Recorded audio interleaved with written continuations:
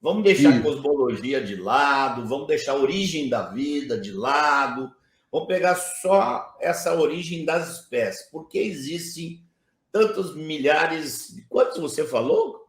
Você falou em Ó, trilhões?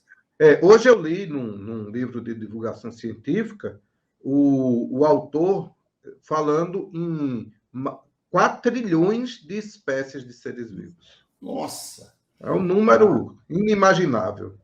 Qual seria a explicação do criacionismo bíblico para essa quantidade de espécies? Bom, Jean, eu também tenho um slide aí. Bom, a afirmação do criacionismo bíblico é bem simples, que Deus criou cada grupo de indivíduos, né, segundo a sua espécie. Então, Deus criou tudo. A criação toda pertence a Deus. Agora, o que a Bíblia diz é que a criação, no início, em Gênesis 1, mas há um surgimento de novos seres em Gênesis 3. Quando o homem peca e a terra é amaldiçoada, há um versículo que diz que agora a terra passou a produzir cardos e abrolhos. Bom, depois do dilúvio, ocorre uma situação no planeta Terra que muda completamente o ambiente terrestre. Então, a gente tem um ambiente muito mais protegido na Terra antes do dilúvio, e tudo na Terra vivia mais antes do dilúvio. Depois do dilúvio, a Terra ficou menos protegida e a gente teria... O que a gente chama de criacionismo bíblico não é necessariamente o que a Bíblia diz sobre o assunto, tá? É o que esses cientistas do Instituto de Pesquisas da Criação, chamados de os criacionistas bíblicos, eles partem de pressupostos bíblicos e foram na ciência buscar a razão de ser daquelas coisas, tá? Então, eles partem do seguinte pressuposto: o dilúvio aconteceu, aí vamos encontrar as evidências dele na Terra e vamos encontrar modelos de como teria ficado a Terra depois do dilúvio. Porque em Gênesis 6, Deus diz que o dilúvio tem uma função dupla.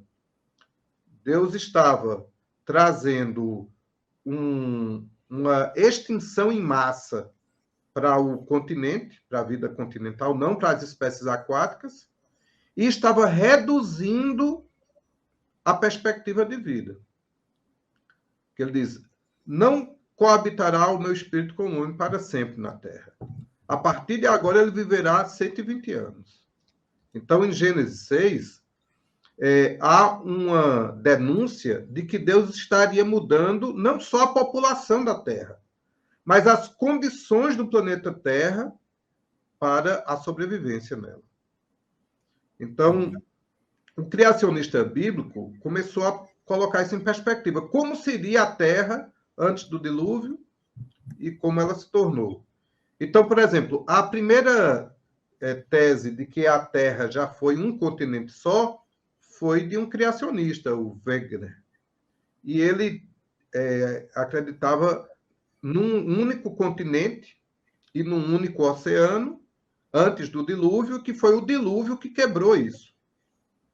E ele vai colocar em perspectiva todas as condições dessa Terra para ela ser mais viável, aumentando a longevidade. E, bom, esse ambiente, desde a queda do homem até aqui, é um homem caído, que por causa do pecado vem a morte, e os instrumentos de morte são vírus, bactérias e outras tantas doenças genéticas. Então, a mutação genética é um fato no planeta Terra. E a mutação, ela vai gerando essa luta pela sobrevivência mesmo. O ambiente da Terra virou hostil, desde a queda, e depois do dilúvio, mais hostil ainda.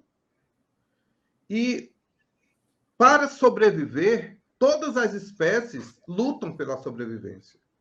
E lutam umas com as outras. Existe luta pela sobrevivência. De verdade existe a seleção natural. Alguém sobrevive e alguém morre. Mas essa seleção natural e essa luta pela sobrevivência não seriam explicações para a origem da espécie. Porque se você tem uma diversidade de seres e eles lutam entre si, alguns sobrevivem e outros não, isso não está diversificando. Isso está diminuindo.